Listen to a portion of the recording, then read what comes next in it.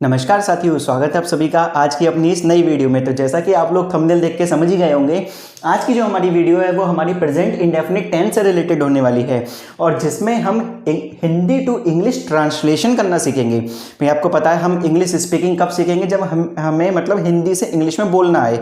मतलब अगर हम हिंदी से इंग्लिश में ट्रांसलेट करना सीख जाएंगे तो हमें इंग्लिश स्पीकिंग आने लगेगी, हम डेली सेंटेंसेस को बोलने लगेंगे, बातचीत वाले। ठीक है, तो उसके लिए हमें सेंटेंसेस को समझना पड़ेगा, इनकी पहचान को समझना पड़ेगा कि ये क्या होते हैं।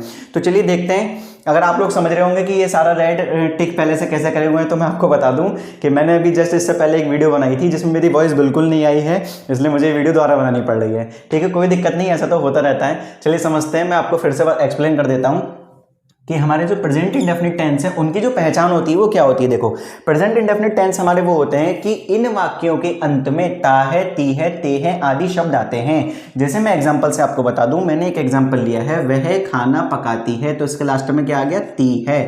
ठीक है, ऐसे ही आ गया, राम व श्याम अंग्रेजी पढ़ते हैं, क्या आ गया, ते हैं। तो जिन वाक्यों के अंत में ता है, ती है और ते है आदि शब्द आते हैं उन्हें हम प्रेजेंट इंडेफिनिट टेंस में देखते हैं या पढ़ते हैं। ठीक है, अगला रूल है हमारे पास में कि इन वाक्यों में सिंगुलर सब्जेक्ट या किसी नेम के साथ वर्ब में एस या ईएस फॉर्म का यूज करते हैं। सिंगुलर सब्जेक्ट का मतलब हो गया यहाँ पे जैसे ही, शी, इट या किसी एक पर्सन का नाम।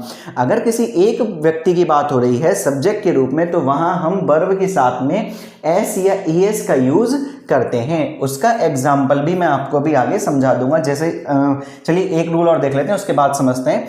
तो अगला है हमारे पास में कि इन वाक्यों में प्लूरल सब्जेक्ट के साथ वर्ब की फर्स्ट फॉर्म का प्रयोग करते हैं। भाई अगर वहीं पे हमारा जो सब्जेक्ट है वो प्लूरल हो तो क्या करेंगे, हम नॉर्मल वर्ब की फर्स्ट फॉर्म का यूज करेंगे, उसमें हम एस या ईएस नहीं लगाएंगे। ठीक है, ऐसे ही हमारे पास में कि अगर हमें नेगेटिव या इंटेरोगेटिव सेंटेंस बनाना है तो हम सिंगुलर सब्जेक्ट के साथ डज का और प्लूरल सब्जेक्ट के साथ डू का यूज करते हैं। तो चलिए हम इनको समझते हैं कैसे। कि भाई अगर हमारे पास में एक एग्जांपल है कि वह खाना पकाती है, तो इसका जो ट्रांसलेशन होगा मेरा वो क्या बनेगा, भाई वह। यहां बात हो रही है किसी एक सिंगल की, वो हो गई शी, तो हमारे पास में हो गया शी कुक्स फूड, यानी यहाँ पे वर्ब में क्या लग गया, एस या ईएस। ऐसे ही हमारे पास में है राम व श्याम अंग्रेजी पढ़ते हैं, तो Ram and Shyam read English, यानी यहाँ पे राम और श्याम एक और एक दो को मिला के क्या हो गया, हमारा सब्जेक्ट कैसा हो गया, प्लूरल हो गया। अगर बात होती कि राम अंग्रेजी पढ़ता है तो हम कह देते राम रीड्स इंग्लिश, लेकिन अगर है यहाँ पे कि राम व श्याम अंग्रेजी पढ़ते हैं तो Ram and Shyam read English. ऐसे ही मेरे पास में अगला एग्जांपल है कि वे गाना नहीं गाते हैं। मैंने बताया था ना नेगेटिव में क्या करेंगे, तो यहाँ पे हम हेल्पिंग वर्ब लेंगे क्या, डू, प्लूरल के साथ में, और सिंगुलर के साथ में क्या लेंगे हम, डज। तो हमारा हो जाएगा they do not sing song.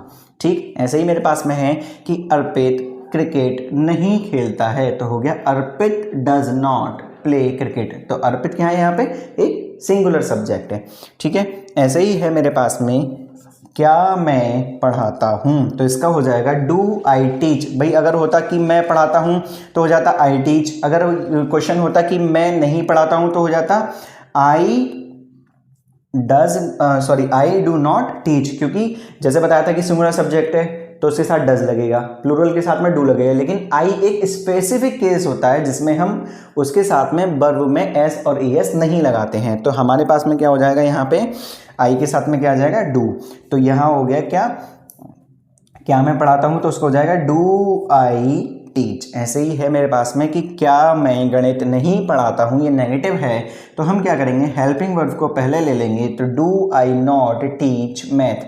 अगर यहाँ पे मैं ये हटा दूँ तो मेरे पास में क्या बचेगा, मैं गणित नहीं पढ़ाता हूँ, तो क्या होगा, I do not teach math. लेकिन अगर वहीं पे मैं इंटेरोगेटिव कर देता हूँ कि क्या मैं गणित पढ़ाता हूँ, तो वो हेल्पिंग वर्ब पहले आ जाती है। तो ये रहे हमारे प्रेजेंट इंडेफिनिट टेंस के बेसिक कुछ इंपॉर्टेंट रूल्स, और पूरी उम्मीद है मुझे कि आपको ये वीडियो बिल्कुल समझ में आई होगी। अगर आपको कोई भी डाउट है तो आप मुझे कमेंट करके पूछ सकते हैं। सिर्फ इस एक वीडियो को देख के आप प्रेजेंट इंडेफिनिट टेंस को बिल्कुल आसानी से सीख जाएंगे। ये वीडियो बिल्कुल बेसिक से है। तो चलिए इसी के साथ हम देखते हैं अपने किसी नए टेंस को। तब तक के लिए जय हिंद, जय भारत।